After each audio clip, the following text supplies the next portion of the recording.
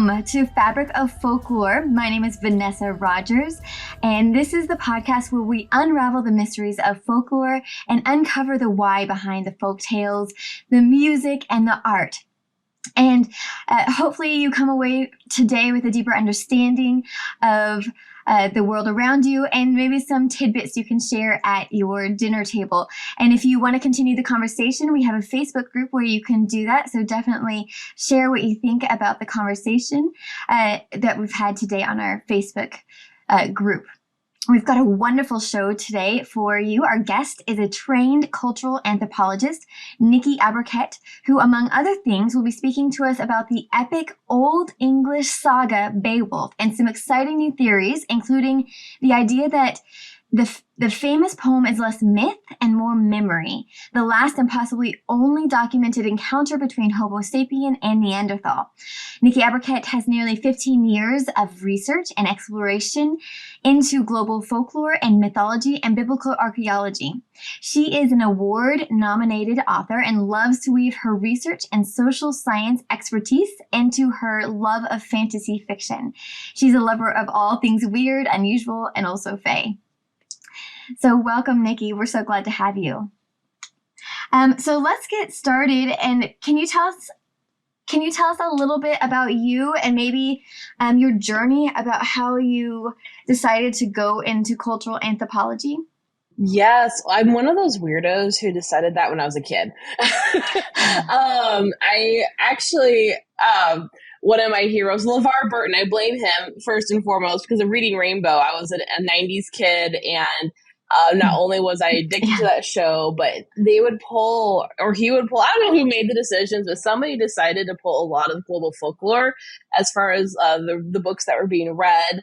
And so I had a lot more exposure to international works. And then with the library that my grandparents had compiled over the decades and my mother and her siblings, I grew up with a lot of literature from all over the world, tales that a lot of people never really heard of before. So I definitely had that sort of introduction to the anthropology side, but it was Indiana Jones when I was 7 that got me convinced I was going to be an archaeologist. I watched Raiders of the Lost Ark. I said, Mom, I'm going to be him. And it's funny because, when you're a kid, that the story goes like, my mom was like, okay, honey, that's nice. But she noticed that years had passed and what she thought was this like random off statement, like I'm going to be a nurse or I'm going to be a fireman or like I was dead serious. I mean, to be honest, I was also a 3-year-old who was playing paleontologist because Jurassic Park was the thing, I would kind of glom onto the weird stuff.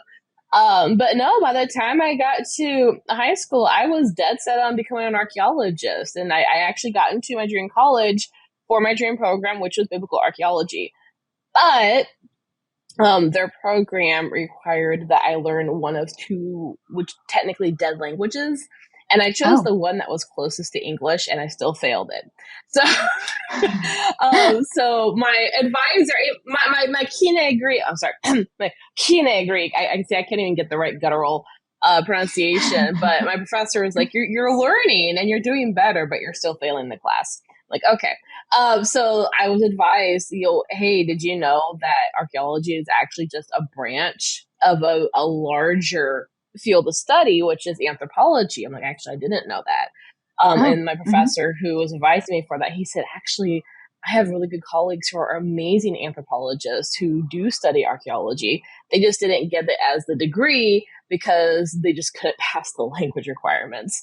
And like, okay. Yeah. And that's actually what started my path down anthropology. And it turned out like it was a perfect fit because I didn't actually care about the artifacts. I cared about the stories of the people who made the artifacts. Yeah. And the minute I started studying anthropology, I'm like, oh my gosh, this is actually what I thought archaeology was. And to be fair, there are a lot of archaeologists out there. One who actually ended up being my advisor when I made the switch, who are actually anthropologists, but they focus on archaeology and they make huge archaeological discoveries, but they're still actually just anthropologists. Interesting. Because they focus on the stories more than archaeology really focuses like, okay, I found this clay pot. What kind of minerals went into it? what's the paint made of, what's the size, or the anthropologist who's at the same dig will go, okay, that's great. But who made it? Was it a man? Was it a woman? Was it somebody who identified as neither? Because we were finding that's a thing, like what was it made for? We're finding, we're actually finding there's a lot of, I guess I'm a cat. I was actually about this the other day where we have superhumans, we have like our comic books and our graphic novels. Well, the ancient world actually had very similar things, and we find pottery, we find artifacts that basically merchandise, lunch boxes with your local god on it, and that's what an anthropologist looks at. The archaeologist is like, okay, cool, what's it made of? The anthropologist is like, is that Superman on there? Like, did we have Kal El in the 1800s? And then for me, I really wanted to see the connection between the ancient world and the stories that we tell from it. And I started seeing a lot of connections between what we have established as like understood science and some very well-known stories. And Beowulf was one of those that just slapped me in the face, like, wait a minute, there is something going on here. So that's a recapping. Can you talk about what really slapped you in the face? What was it about Beowulf? I think first I was just a fan of the story itself.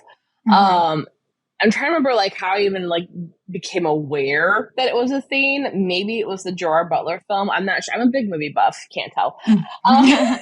Which is another form of storytelling. But I think just one day.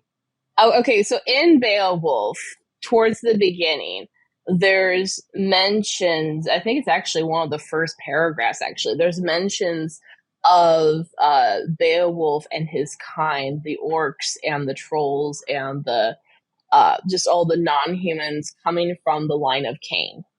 And Tolkien had surmised that might be a post-Christian addition to a pre-Christianized story, but there was still some research into that. But it was something that I kind of put on the side because we don't know much about the line of Cain. We really don't. Like, between biblical history and secular history, there are some connections that we just don't know a whole lot. So I thought that was interesting that they would take, like, all the humanoid but non-human and really sort of, like, enemy structure and attribute them to being descendants of Cain. So I just dog-eared that in my brain for later. And then one day in one of my cultural anthropology classes, actually I think it was, like, Anthropology 101 at a different university, we're talking about this is going into established science, what we know about the origins of the human species. And it is actually, this is where it gets really interesting. You can take the first chapter of Genesis in the Bible and how it identifies where the Garden of Eden was, between the Tigris and the Euphrates rivers. And then you can look at where we found Lucy and Homo habilis and Australopithecus afferens. It's like all these really... They're from the same region.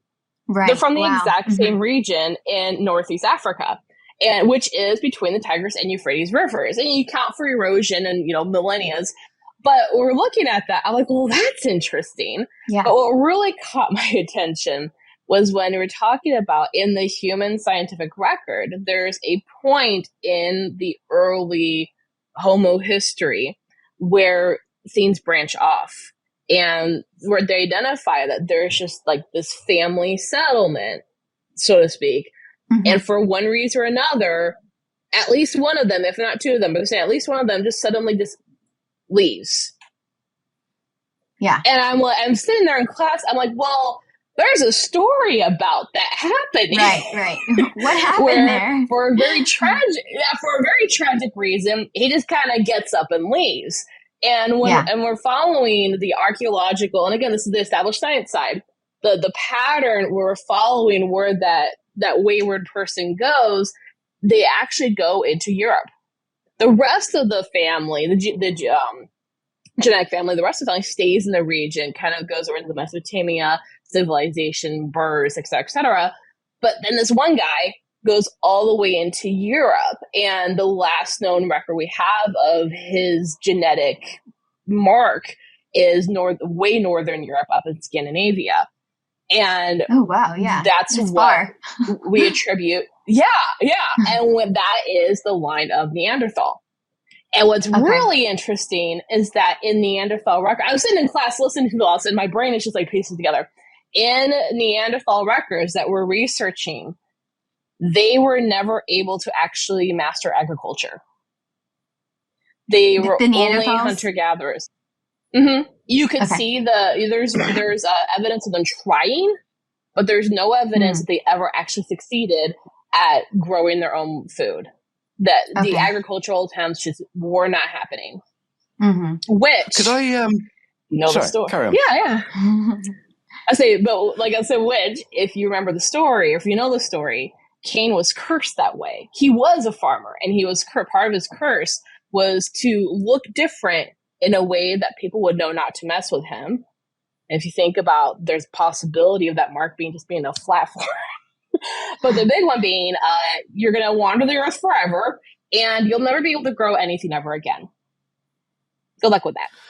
I've been looking at the story of Genesis for, the story of Eden particularly, more so than Genesis, and it's never once occurred to me that it might have something to do, there might be a bit of a Neanderthal mix in there as well. Right. I just took that's fascinated me. I don't normally jump in on these conversations, but I have to right now. So I took it as allegory for the beginning of the end of humanity, where we lived in paradise as hunter and gatherers. We didn't have much stress. We just got on with life, and it was all good, and went out and killed a little bit here and there, and nature provided, Eden provided. And then things went wrong. We got the knowledge. A few things went wrong here and there, and then us as human beings, we discovered farming. And we left Eden to farm, and everything kind of went a little bit downhill from there.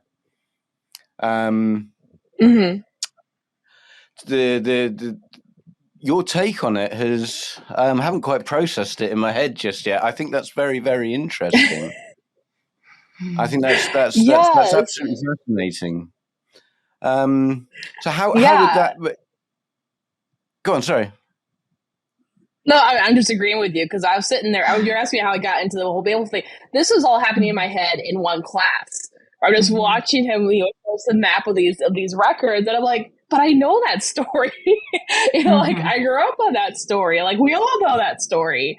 And it's a lot to take in. And even when I did my paper and I presented it to my class before I did the conference, usually people have questions, and it was crickets when I was done. And I'm like, hey, is this kind of a big deal? Do you have any questions? And one of them actually said, oh, we have 1 billion. We're just trying to process something that I feel like none of us have ever considered before. And it's not to say, like, I will say, like, I am Christian, so I grew up on these stories. I grew up on the Bible. But at the same time, I do want to let people know, even if you didn't grow up on that, even if you aren't Christian, this isn't saying, oh my gosh, Genesis is absolutely 100% correct. Or it's also not saying that, there's anything incorrect. What people often forget, especially about the earliest chapters, and we are talking about chapters 1 through 4, maybe 6, that's oral tradition happening. What we have written down is a summarization of stories that were told by word of mouth. And when stories are told by word of mouth over several generations, they're Reader's Digest versions of what really happened. They're about as summarized as you could possibly get, because you have to be able to remember everything to pass it on to your children, who have to remember that to pass it on to theirs. So stories like Cain and Abel, stories even like of creation, it's as basic as you can possibly get. So we are missing a lot of extra information that we wish we had. Well, I suppose if you're encoding if you bring God into the mix, and you turn the history into a story, then people are more, if it's an oral tradition, people are more likely to remember that than perhaps they would if you're saying, well, and then these other humanoids or whatever, you know, the Neanderthals went off up there, and then we went over there, and blah blah blah blah. If you create a story or a folk tale around it, then do you think that's sort of added to create a more memorable story? It is, and we do that today in fiction a lot. A vast majority of books and even movies that we consume today are fiction because it's easier for us to absorb the truth through that. There are a lot of hot topics that we struggle to talk about peacefully when we know it's nonfiction, like the news, you know. But if you encompass the news, if Carnival Row, it's a very good example of this. They cover all the hot topics, but it's fantasy. They're fairy folk, you know. You've got your centaurs, and you have your satyrs, and you have your pixies, and you know, and it's far removed from here, even though it talks about very openly immigration, refugee situations, racism, discrimination overall. Absolutely. And so I celebrate that. I'm so happy season 2 is coming out because we've been waiting forever. But you know, and they even said they did it for that reason. It's a lot easier to absorb heavy topics. And you think about Neanderthal, you think about Cain and Abel, that's the first murder. That's a heavy topic. And a lot of people even see, this is just me on a side, a lot of people just assume Cain just outright murdered Abel and, you know, he's evil. But again, that's the first time that ever happened. So I've always wondered, did he even know what he was doing? He's never experienced death before. And that is the first time in our oral tradition, as much as we know as humans. Even secular shows like Supernatural attribute him as the first murderer, and that's the first time humans ever experienced death in our own species. The very first time. So there's a strong possibility that no one knew what was going on. He probably had no idea what was going on. And that's really tragic when you think about it. It's not just a murder. It's probably an accidental manslaughter. You know, like if you're going to put it on a judge, and then what happens? Well, he gets marked by the god of gods at that time. And, you know, when people talk about it, he gets literally like physically stamped on the forehead as murderer, and can never do what he was born and raised to do ever again. He just has to wander the earth. And it's just fascinating to me that we see such an identical story happening in the records that we find with Neanderthal. And then when I was reading, won't that date if it is connected to Neanderthals, that can date the story? It can, kind of. Because we're also finding out that Neanderthals existed a lot more recently than we assumed. We're finding out that our concept of time is very askew. So it can, in a way, if you consider, like, you can date the story in terms of relationships. The story of the Exodus, for example, the Hebrews leaving Egypt, no one will touch that. No one, I had a professor tell me this, no one will ever place a date on that. But can you guess within like a 99.9% accuracy based on surrounding records? Yeah, like we all kind of pretty much know when it happened, because there are extra biblical and there are secular texts that confirm there was a sudden giant migration of a particular subset of people coming out of Egypt that actually left Egypt almost completely deleted of its military, right in time for the sea peoples of the fallen Mycenaean Empire to come in the north. And Ramses II is like, the heck? And he's the one who wrote it himself. He's like, I just lost a vast majority of my military power because they just upped and left. And those same people are circling around to the Levant while he's dealing with the sea peoples who are also dealing with the Hebrews to go to their homeland. And like, wait, what are you doing here? And the Mycenaean sailors, who are now known as the Philistines, are like, well, what are you doing here? And, you know, and so you see all these stories pop up, but they really all have a central focus. We just don't want to put a date on it because, and I also think we don't want to put dates on things because it makes it real. It makes it real. And I think that's what it is. It makes it real. It's easier for us to categorize things as folklore, and it's very, very challenging when folklore becomes fact. Well, I mean, I'm not a Christian, but I think at least the Old Testament is a very good. I mean, for me, I kind of separate the fact from fiction. I don't want to sort of insult Christians there, but I kind of sure. Some wonderful historical documents of folklore and history. And it can tell us it's very interesting insight into people's mindsets back then, into historical fact. So to try and pin you down on a date, when were these when does the folklore really tell us that we had this interaction with Neanderthal? That would now we're gonna pull from Tolkien, and I'm so mad I lost my books. There is, you can go on Amazon and grab it if you're interested. Tolkien loved Beowulf, and so they actually pulled his notes together. You can get a copy of Beowulf with Tolkien's notes. And actually, Tolkien's notes are longer than Beowulf itself. So of course they are. Yes.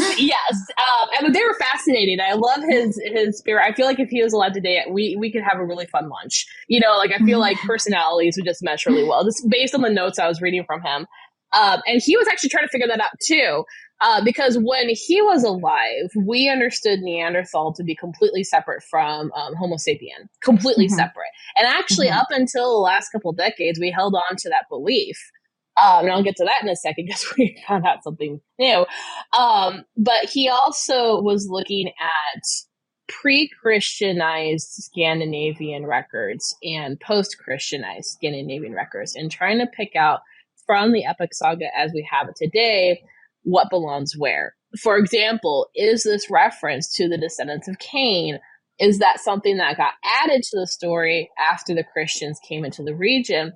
Or is that something that was in the story already and the pre-Christianized region had pre-knowledge of the story? Which is always possible because aside from religious spread, you can't forget about trade. People are constantly trading with each other all the time. Stories spread that way as well.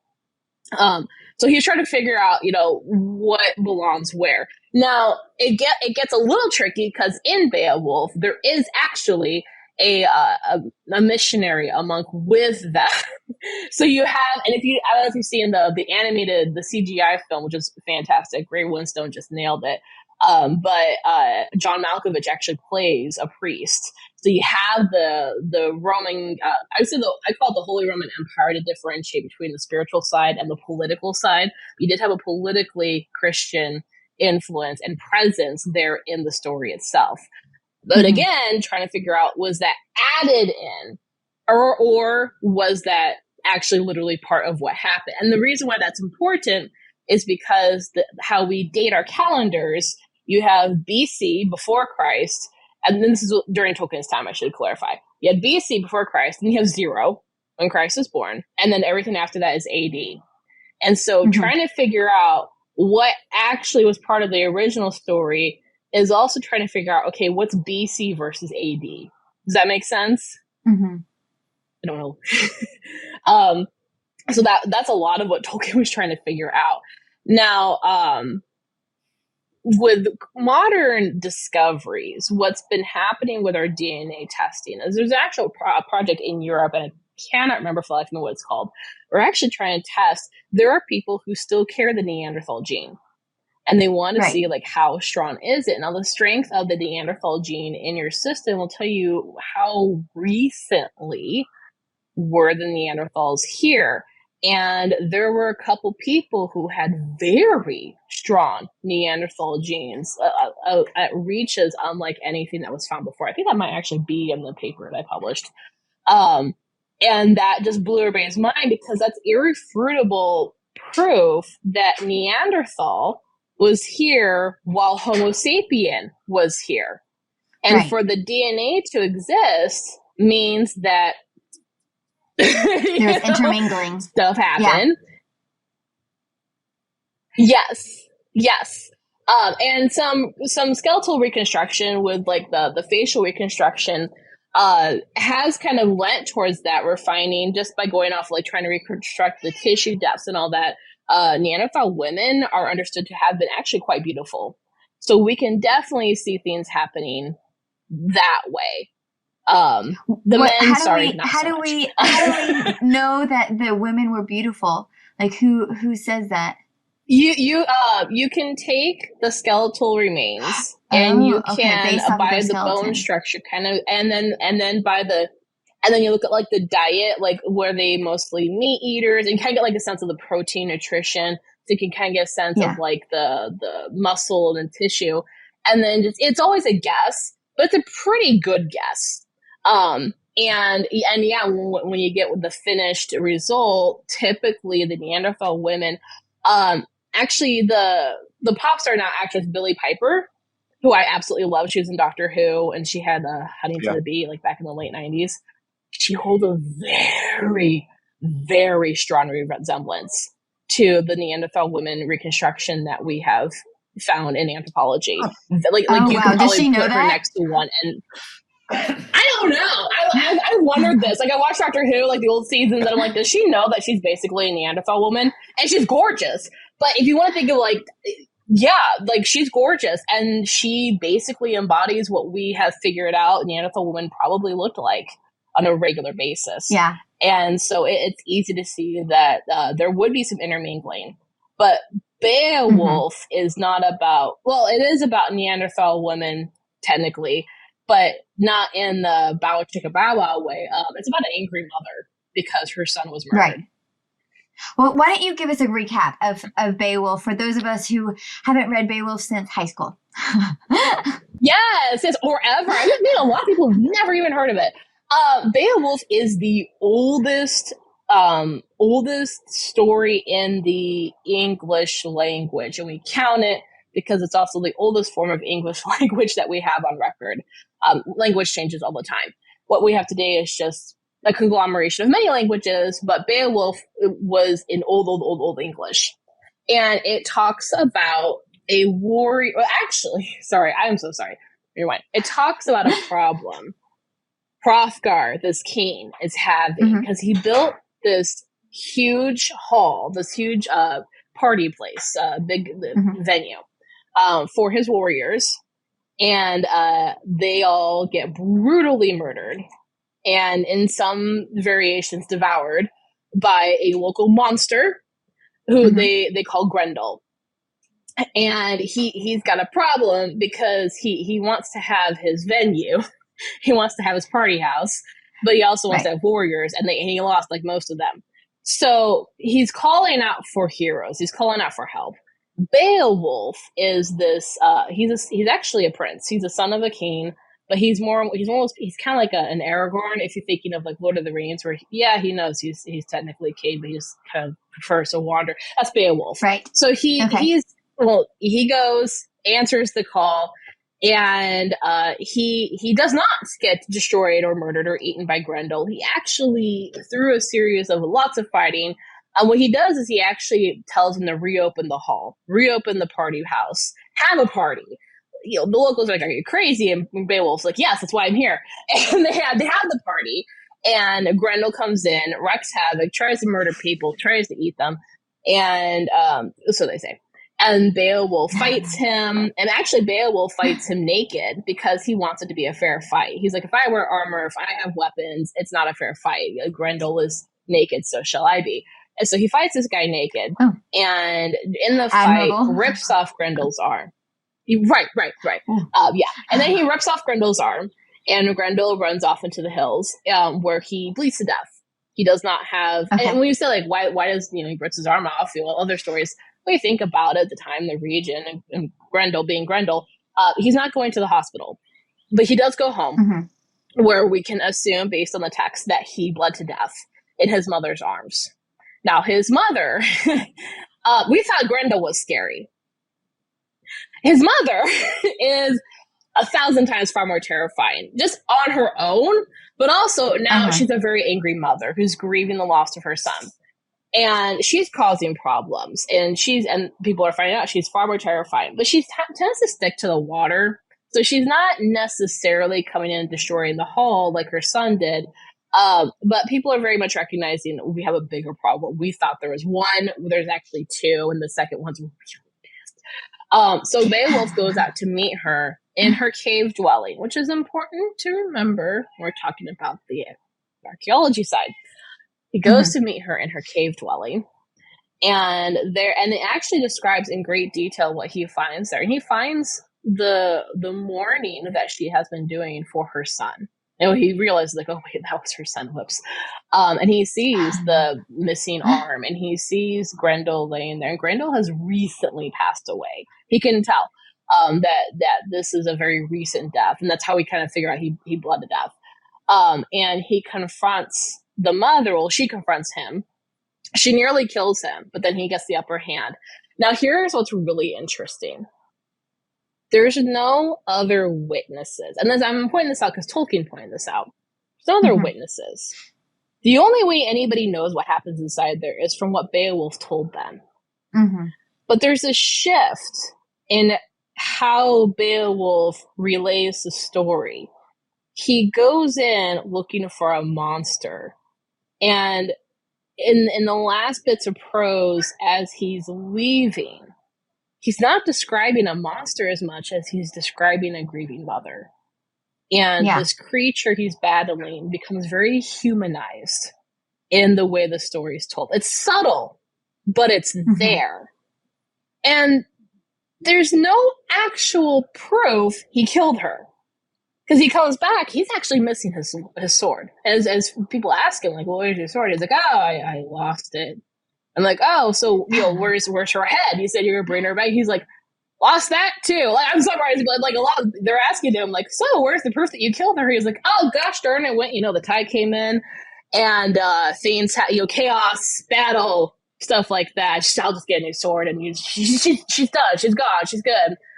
But there's no actual proof that he did anything. Now, what I pulled from that was that he probably, again, remember, she's a Neanderthal woman, if we're thinking that way, probably facing down someone who suddenly looks far more human and far more relatable and sympathetic and probably beautiful than he expected.